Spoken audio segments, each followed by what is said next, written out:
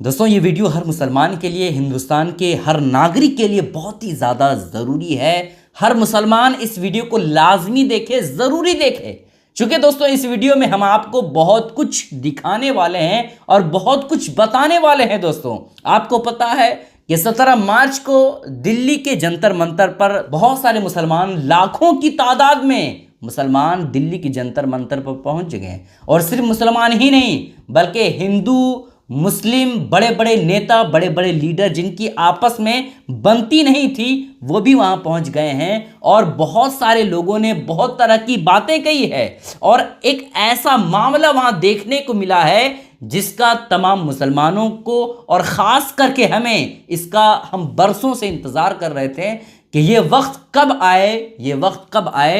लेकिन अल्लाह का फजल है, अल्लाह का शुक्र है, ये वक्त बहुत करीब हम लोगों को देखने को मिला, बहुत जल्द देखने को मिला। आपको पता है कि जब भी मुसलमानों के साथ कुछ गलत होता है, तो मुसलमान के साथ जब गलत होता है तो उससे ये नहीं पूछा जाता है कि तुम सुन्नी हो या वहाबी हो या अहले हदीस हो या क्या कुछ हो, ये नहीं पूछा जाता। बस नाम पूछा जाता है, बस मुसलमान हो, उसके साथ मारा जाता है, पीटा जाता है। लेकिन आज दिल्ली के जंतर मंतर में एक ऐसी मिसाल पेश हुई है जिसे हर मुसलमान को देखना चाहिए और खुशी महसूस होना चाहिए। दोस्तों क्योंकि हम अक्सर वीडियो में ये कहते हैं कि भाई जो सुन्नी है वो अपनी जगह अपना अकीदा रखे, जो वहाबी है वो अपना अकीदा अपनी जगह रखे, उससे कोई मतलब नहीं है। अहले हदीस अपनी जगह अपना अकीदा रखे, देवबंदी, वहाबी सब अपना अपना अकीदा अपने पास रखे। लेकिन जिस तरह से मुल्क के हालात है उसके पेश नज़र तमाम मुसलमानों को एकजुट हो जाना चाहिए, एक प्लेटफॉर्म पे आ जाना चाहिए। दिल्ली के जंतर मंतर पर पहुंच चुके हैं और सब लोग इकट्ठा हो चुके हैं, एक प्लेटफॉर्म पर आ चुके हैं। दोस्तों यकीनन ये लड़ाई सब लोगों की है और अगर इस लड़ाई को अकेले अकेले लड़ा जाएगा तो हो सकता है थोड़ी दिन के लिए वो जीत जाएं।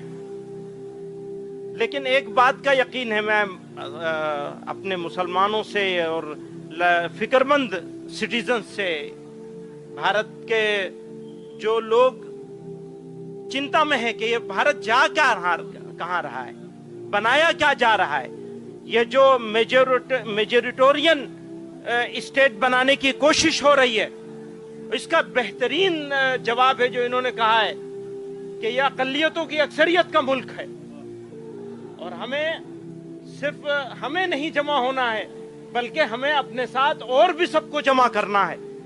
एक बात यह है। दूसरी बात यह है, हर लड़ाई के लिए कुर्बानी की जरूरत होती है। आप लड़ाई लड़ेंगे और आराम से बैठे रहेंगे, काम नहीं होगा।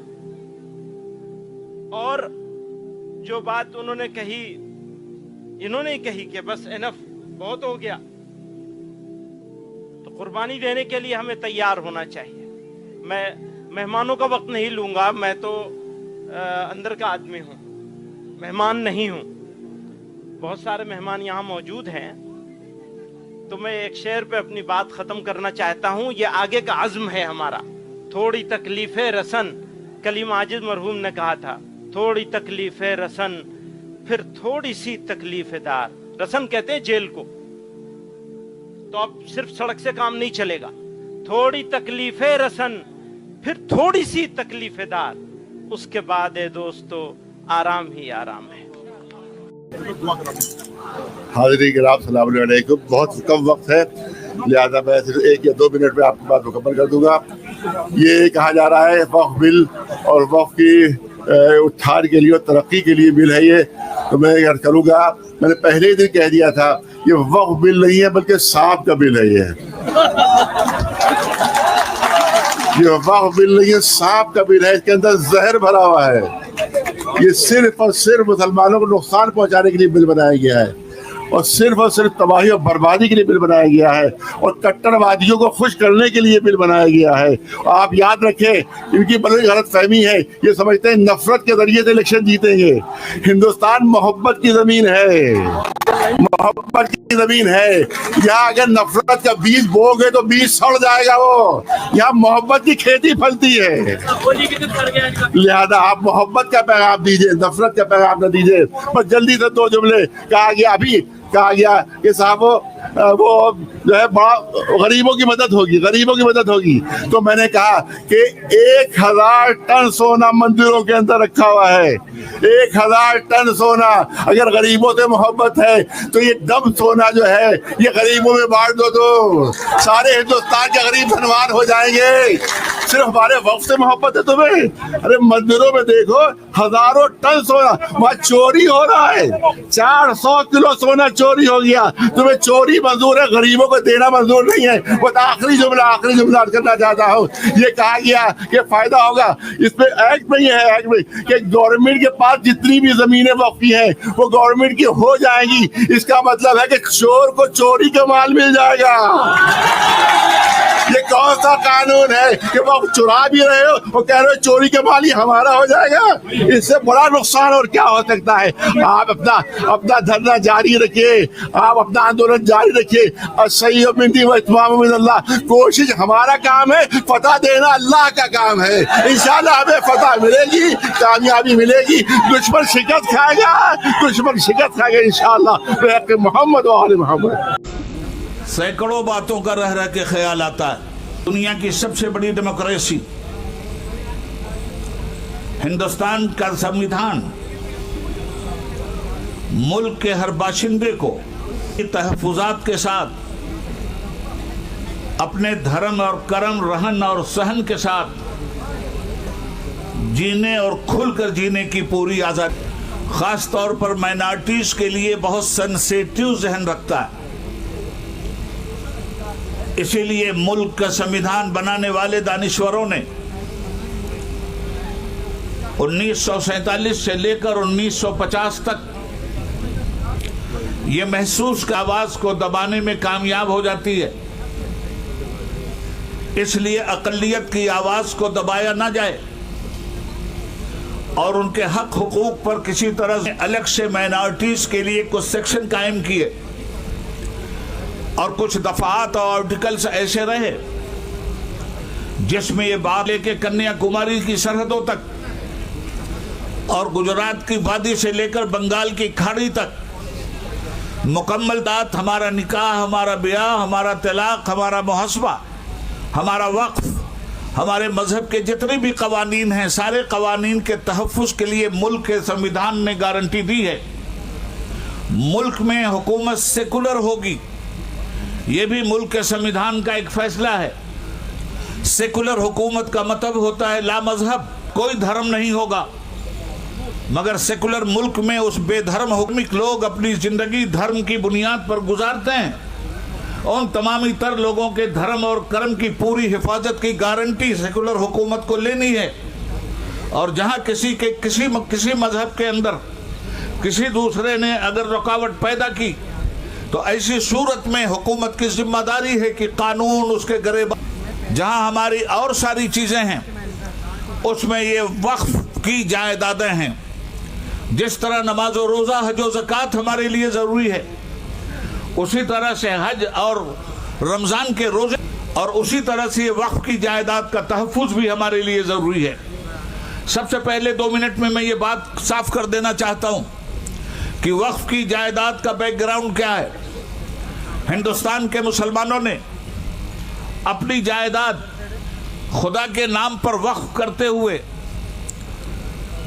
मुसलमानों के हवाले किया। मस्जिद के लिए, मदरसे के लिए, कब्रिस्तान के लिए, दरगाहों के लिए, इमाम बाड़ों के लिए, ईदगाहों के लिए। वक्फ के कानून को हिंदुस्तान के संविधान ने इतनी मजबूती दी है कि जो चीज़ें वक्फ हो चुकी हैं उन्हें न मुसलमान खरीद सकता है न गैर मुस्लिम, न मुसलमान उन पर कब्जा कर सकता है न गैर मुस्लिम और न हुकूमत। मगर मुल्क के इस कानून की धज्जी इस तरह से उड़ाई गई, वक्फ की जायदाद पे कब्जा और तसल्लुत जमा कर हमें शर्मिंदा किया। हुकूमत को ये चाहिए था कि वक्फ तरमीमी एक्ट पेश करने के बजाय जहाँ जहाँ धांधलियाँ हो रही हैं उन धांधलियों को ख़त्म करते हुए मजबूत कानून का शिकंजा उन पे कसे। बजाय इसके हुकूमत ने वक्फ की जायदाद ही को हड़प करने का एक नापाक मंसूबा। ऐलान करता हूँ अपनी पार्टी की तरफ से और सारे हिंदुस्तान की उन दबी कुचली तमाम आवाजों की तरफ से जिन्हें आरएसएस ने सैकड़ों साल से जिनको दबाकर कुचल कर रखा है, और अब वो संविधान को कुचलना चाहते हैं, बिल्डोज करना चाहते हैं। समाजवादी पार्टी ने, माननीय अखिलेश यादव जी ने पहले दिन ही जब ये बिल लाया गया था, साफ साफ कह दिया था कि ये कॉन्स्टिट्यूशन, संविधान पर सबसे बड़ा होने वाला आजादी के बाद हमला है, हम इसको कभी बर्दाश्त नहीं कर सकते। दलितों के ऊपर जो अत्याचार हो रहा है, आदिवासियों के हुकूक जो खत्म हो रहे हैं, और सिखों के मामलात में जो दखल अंदाजी हो रही है, ये क्या तमाशा रखा है? आप समझते हैं हम कब तक बर्दाश्त करेंगे? देश की जनता के लोग, देश की जनता के मूड को पहचानिए। सारा ईवीएम से नहीं चलेगा, मुल्क संविधान से चलेगा। अगर कोई इस गलत फहमी में है तो उसको गलत फहमी दूर कर लेनी चाहिए। 24 के पैगाम ने, इंतखाब ने पैगाम दिया है।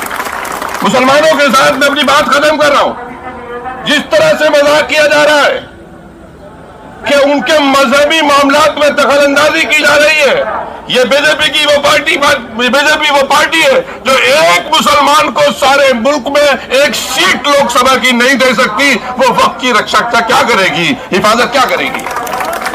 ये वो लोग हैं कि जिनके मिनिस्टर के सामने लंदन की सड़कों पर देश का अपमान हो और इनके चेहरे पर कोई रंगत इनकी बदले ना, कोई उस पर स्टेटमेंट ना आए।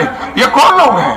देश की जमीन अरुणाचल और हिमाचल में खिसक रही है जमीन, उसके ऊपर सरकार ने आके बदली है। ये सिर्फ हिंदू मुस्लिम इशू को उठाकर लड़ाकर अपनी सरकार को मजबूत करना चाहते हैं। मैं अपनी बात को खत्म कर रहा हूं इस पैगाम के साथ कि ये लड़ाई लंबी है, ये लड़ाई उन अंग्रेजों के गुलामों से है जिन्होंने देश के साथ कभी अहद वफा नहीं किया, और ये देश के उन वफादारों से है जिन्होंने 100 साल तक देश की धरती को बचाने के लिए, देश की इज्जत और वकार को बचाने के लिए अपनी जानों की कुर्बानियां। ये बिल वक्फ की जायदाद को बचाने के लिए, एनक्रोचर्स को निकालने के लिए नहीं, ना उसकी इनकम को बढ़ाने के लिए, बल्कि वक्फ की जायदादों को खत्म करने के लिए, मुसलमानों से उनकी मस्जिदें, दरगाहें, खानखाहें, कब्रस्तान को छीनने के लिए इस तरह का प्रोविजन उसमें रखा गया है। इनकी नीयत खराब है और ये चाहते हैं कि देश में और दूरियां बढ़े दो बड़े समुदायों में। हमारा काम विरोध करना है क्योंकि ये अनकॉन्स्टिट्यूशनल है।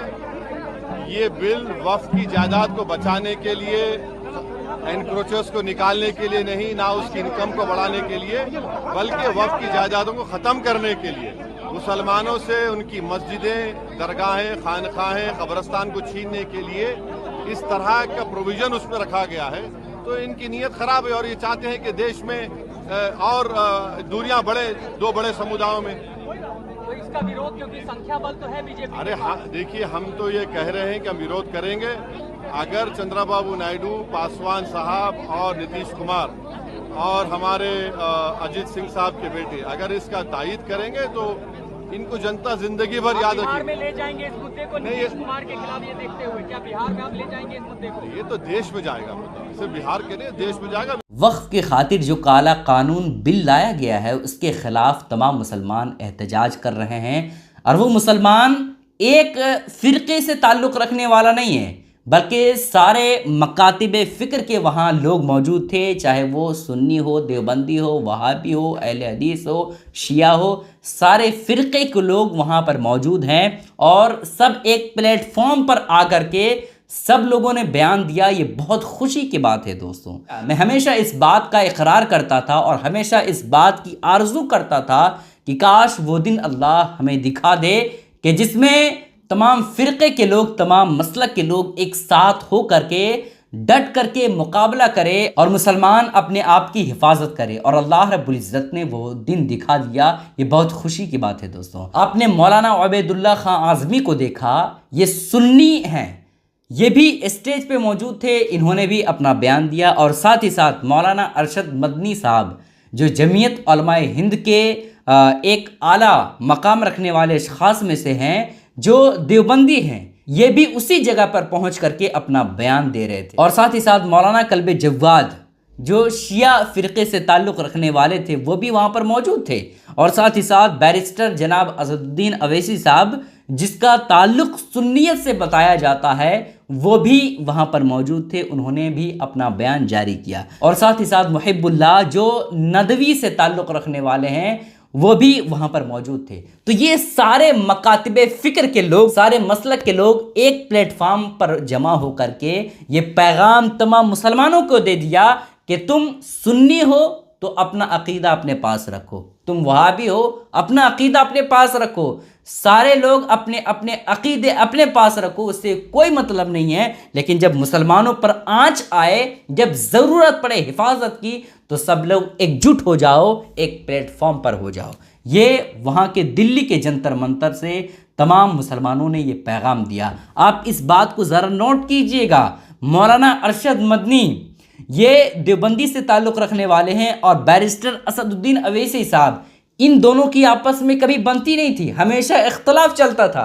लेकिन जब वक्फ बिल पर बात आई, जब मुसलमानों की ज़मीन जायदाद पर बात आई, मुसलमानों के मस्जिद, मुसलमानों के मज़ार, मुसलमानों की खानकाह पर बात आई, तो ये सारे लोग एकजुट हो गए और सब लोगों ने बिल्कुल हाथ मिलाया और सब लोगों ने अपना बयान जारी किया। तो इस वजह से मेरे मोहतरम, आप सुन्नी, देवबंदी, वहाबी, शिया, है ना, इन सब फ़िरक़ों में ना पड़ें। सबका अकीदा अपने पास है, लेकिन जब ज़रूरत पड़े मुसलमानों की हिफाजत की तो सब लोग एकजुट हो जाएं। बहुत खुशी की बात है दोस्तों, इस क्लिप को शेयर ज़रूर कीजिएगा। अस्सलाम वालेकुम रहमतुल्लाहि व बरकातहू।